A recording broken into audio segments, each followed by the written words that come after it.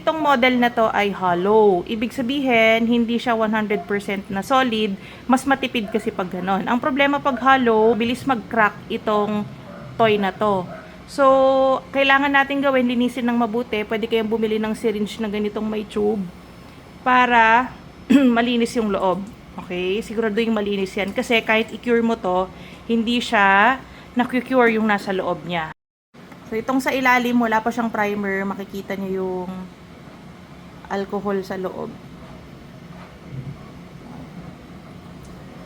Okay. Okay.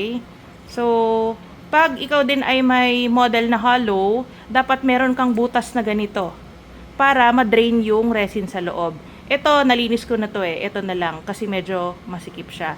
Kung mapapansin nyo, dahil meron siyang resin pa na natitira, naglagay na ako ng primer pero nabubura yung paint. Yun din yung isang downside. Pag hindi mo nalinis ng maayos, nabubura yung paint. Okay? Tapos prone sa cracking. So, hindi ko na tinapalan yung butas. Kayo na yung bahalang mag-decide kung tatapalan nyo yan or ganyan na lang siya. Hindi naman kita.